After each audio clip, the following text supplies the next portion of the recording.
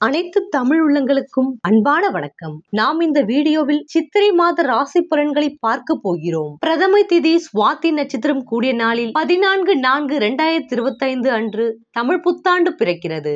மாத தொடக்கத்தில் கிரகங்களின் சஞ்சாரத்தை ஆராய்ந்து பார்க்கும் பொழுது மேஷத்தில் சூரியன், ரிஷபத்தில் குரு, கடகத்தில் செவ்வாய், கன்னியில் கேது, துலாம் ராசியில் சந்திரன், கும்பத்தில் சனி பகவான், மீன ராசியில் சுக்கிரன் வக்ரம் அடைகிறார். புதன் மற்றும் ராகு என கிரகங்கள் சஞ்சரிக்கின்றன. சித்திரை 13ஆம் தேதி ராகு கும்பராசிக்கு மாறுகிறார். கேது சிம்ம ராசிக்கு மாறுகிறார். சித்திரை 28ஆம் தேதி குரு பகவான் மிதுன ராசிக்கு மாறுகிறார். ஆனி 18ஆம் தேதி சனி பகவான் வக்ரகதி ஆரம்பம். மாசி 22ஆம் தேதி சனி பகவான் கும்ப ராசியை விட்டு மீன ராசிக்கு மாறுகிறார். இந்த கிரகங்களின் சஞ்சாரம் மற்றும் மாற்றத்தினால் உங்களுக்கு என்ன பலன்கள் கிடைக்க போகிறது, இதனால் நீங்கள் செய்ய வேண்டிய பரிகாரங்கள் என்னவென்று இந்த வீடியோவில் பார்க்கலாம் வாருங்கள். சனி ஆகிய மாபெரும் கிரகங்களின் பயிற்சிகள் நிகழவிருக்கிறது. இடையில் குரு பகவான் அதிசாரமாக கடகராசிக்கு செல்கிறார். அதோடு குருவின் வக்ரமும் சனியின் வக்ரமும் நடைபெறுவதோடு சனி செவ்வாய் பார்வை காலமும்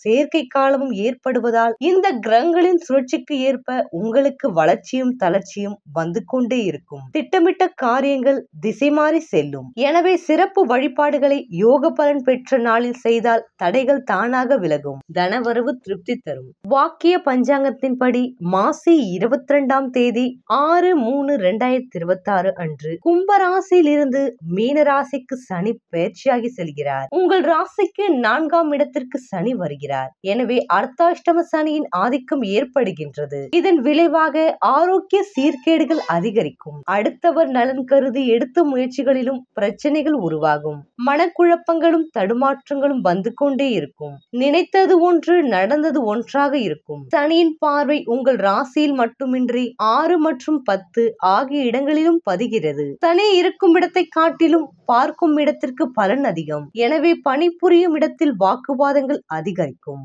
மேலதிகாரிகள் உங்கள் திறமைக்குரிய அங்கீகாரத்தை வழங்க மாட்டார்கள். தொழில் மாற்றங்கள் திடீரென உருவாகலாம். பங்குதாரர்கள் விலகிக் கொள்வதற்காக சொல்லி தங்களுக்குரிய பங்கை கேட்டு அச்சுறுத்தலாம். பெற்றோர்களின் உடல் நலத்தில் பாதிப்புகள் ஏற்படலாம். புதிய ஒப்பந்தங்கள் கை நழுவி செல்லும். இக்காலத்தில் சனி கவசம் பாடி சனி பகவானை வழிபடுவது நல்லது. மேலும் வாக்கிய பஞ்சாங்கத்தின்படி இதுவரை உங்கள் ராசிக்கு 4ஆம் இடத்தில் சஞ்சரித்து வந்த ராகு 26/4/2025 அன்று 3ஆம் இடத்திற்கு வருகிறார். இதனால் சகாயஸ்தானம் பலம் அடைகிறது. எனவே உடன் பிறப்புகளின் வழியில் இருந்த பிரச்சனை அகலும். பஞ்சாயத்துக்கள் சாதகமாக முடியும். முயற்சிகளில் வெற்றி கிடைக்கும். தொழில் தொடங்குவதற்காக புதிய திட்டங்களை தீட்டுவீர்கள். உத்தியோகத்தில் மேலதிகாரிகள் கொடுத்து வந்த பிரச்சனை மாறும். உங்கள் திறமைக்குரிய அங்கீகாரம் கிடைக்கும். நண்பர்களை கூட்டாளியாக சேர்த்து கொண்டு புதிய தொழில் தொடங்கும் முயற்சியில் ஆர்வம் காட்டுவீர்கள். 9ஆம் இடத்தில் சஞ்சரிக்கும் கேதுவால் பயணங்கள் அதிகரிக்கும். அலைச்சல் காரணமாக ஆரோக்கிய தொல்லைகள் உருவாகும். வாகன மாற்றம் செய்ய உகந்த நேரம் இது. பூர்வீக சொத்துக்களை விற்றுவிட்டு புதிய சொத்துக்களை வாங்குவது பற்றி சிந்திப்பீர்கள். திசா புத்தி பலம் இழந்து இருப்பவர்களுக்கு அரசு வழி சிக்கல்கள் வரலாம். வெளிநாடு சென்றவர்கள் தாய்நாடு திரும்புவதில் தடை ஏற்படும். எங்கும் வேலை கிடைப்பது அரிது. பொதுவாக இது போன்ற காலங்களில் சர்ப்ப கிரகங்களின் சார பலமறிந்து முறையான வழிபாடுகளை மேற்கொண்டால் நல்ல வாய்ப்புகள் இல்லம் தேடி வரும். வாக்கிய பஞ்சாங்கத்தின்படி சித்திரை 28ஆம் தேதி 11/5/2025 அன்று குரு பகவான் மிதுன ராசிக்கு பயிற்சியாகி செல்கிறார். அங்கிருந்து உங்கள் ராசிக்கு 3 மற்றும் 11 ஆகிய இடங்களை பார்ப்பதால் நற்பலன்கள் கிடைக்கும். தொழில் முன்னேற்றம் ஏற்படும். திட்டங்கள் அனைத்தும் வெற்றி பெறும். செல்வாக்கும் அதிகரிக்கும். உற்றார் உறவினர்கள் உங்கள் முன்னேற்றத்தை கண்டு ஆச்சரியப்படுவர். நண்பர்கள் நல்ல தகவலை கொண்டு வந்து சேர்ப்பர். பொது வாழ்வில் உங்களுக்கு புதிய பொறுப்புகள் கிடைக்கும். புகழ்மிக்க ஆலயங்களுக்கு சென்று வழிபட வேண்டும் என்ற எண்ணம் உருவாகும். பாக பிரிவினைகள் சுமூகமாக முடியும். உடன் பிறப்புகள் உங்களுக்கு உறுதுணையாக இருந்து தொழிலை வளப்படுத்தி கொடுப்பர். வழக்குகள் சாதகமாக முடியும். நீண்ட நாளைய பிரார்த்தனைகள் நிறைவேறும். உத்தியோகத்தில் நீண்ட நாட்களாக எதிர்பார்த்திருந்து காத்திருந்த லாகா மாற்றங்கள் இப்பொழுது வரலாம். தொழிலில் எதிர்பார்த்ததை காட்டிலும் கூடுதல் லாபம் கிடைக்கும். உங்களை நிராகரித்த நிறுவனங்களே மீண்டும் உங்களை அழைக்கலாம். கூட்டு தொழில் செய்பவர்கள் அதிலிருந்து விலகி தனித்தொழில் தொடங்க முயற்சிப்பர். இக்காலம் இனிய காலமாகும். குரு கவசம் பாடி குருவை வழிபட்டால் மேலும் நற்பலன்கள் கிடைக்கும்.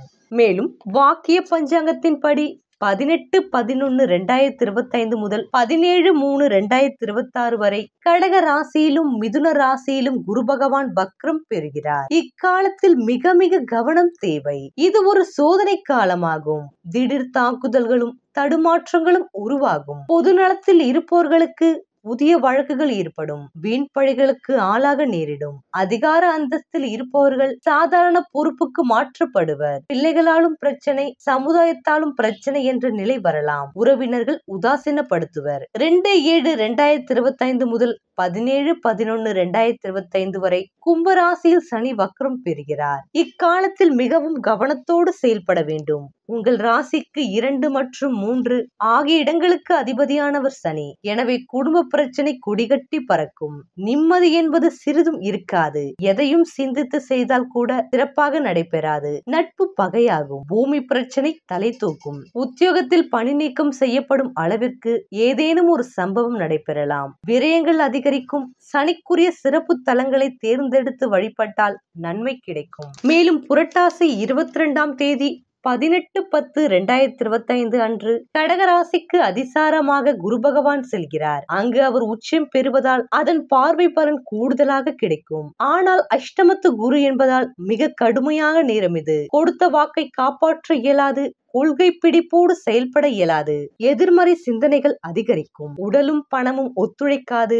உள்ளத்தில் நினைத்தது எல்லாம் கனவாகி போகும். ஆரோக்கிய தொல்லை அகல அதிகம் செலவிடும் சூழ்நிலை உருவாகும். பல நல்ல வாய்ப்புகள் வந்தும் கை நழுவி செல்லலாம். இக்காலத்தில் குலதெய்வ வழிபாடும் இஷ்ட தெய்வ வழிபாடும் நல்ல நிலையை உருவாக்கும். உங்கள் குடும்பத்தை பற்றி பார்க்கலாம். ராசிநாதனாகிய குரு பகவான் அனுகூலமற்ற நிலையில் சஞ்சரிக்கும் நிலையில் விஸ்வாவசு தமிழ் புத்தாண்டு பிறக்கிறது. கீர்த்தி ஸ்தானத்தில் அமர்ந்துள்ள சனி பகவானுடன் ராகு சித்திரை 13ஆம் தேதி இணைவது மிக நல்ல கிரக மாறுதலாகும். ருணரோக சத்ருஸ்தானத்தில் குரு அமர்ந்திருப்பதால் பழைய கடன்கள் கவலையை அளிக்கும். அடிக்கடி ஏதாவது ஒரு உடல் உபாதை ஏற்பட்டு எளிய சிகிச்சையினால் குணம் கிடைக்கும்.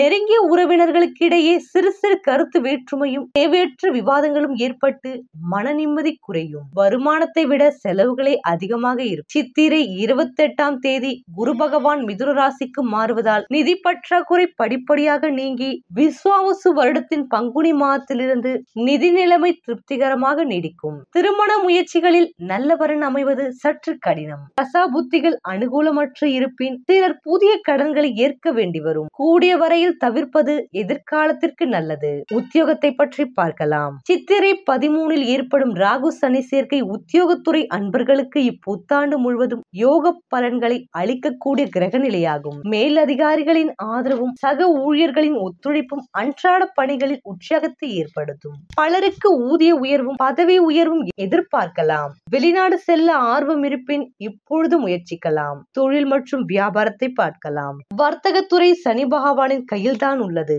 இருப்பினும் செவ்வாய், ராகு, சுக்கிரன் ஆகியோருக்கும் வியாபாரத்துறையுடன் தொடர்பு உண்டு.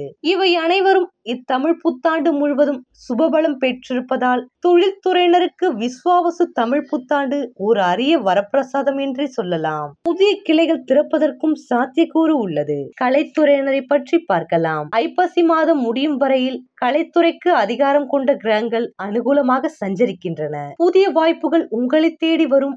மக்களிடையே செல்வாக்கும் புகழும் அதிகரிக்கும். வருமானம் உயரும். சினிமா துறையினருக்கு புத்துயிர் அளிக்கும் புத்தாண்டு இது என்பதை சம்பந்தப்பட்ட கிரக சஞ்சார நிலைகள் உறுதியளிக்கின்றன. திரைப்பட தயாரிப்பாளர்கள் சமூக பிரச்சனைகள், சரித்திர பின்னணி ஆகியவற்றை பின்னணியாக கொண்ட திரைப்படங்களை தயாரிப்பது லாபகரமாக இருக்கும். இப்புத்தாண்டு முழுவதும் நிதி பற்றாக்குறை இருப்பதற்கு வாய்ப்பில்லை. அரசியல் துறையினரை பற்றி பார்க்கலாம். சுக்கிரன் உள்ளிட்ட அனைத்து கிரகங்களும் உங்களுக்கு ஆதரவாக நிலை கொண்டுள்ளன. வருடம் முழுவதும் ராகு உங்கள் பக்கம்தான். அரசியல் துறையுடன் ராகுவிற்கு நெருங்கிய தொடர்பு உள்ளது. செல்வாக்கு நிறைந்த மிகப்பெரிய அரசியல் கட்சியிலிருந்து உங்களுக்கு அழைப்பு வரும். அழைப்பை ஏற்றுக்கொள்வது எதிர்கால நலனிற்கு நன்மை தரும்.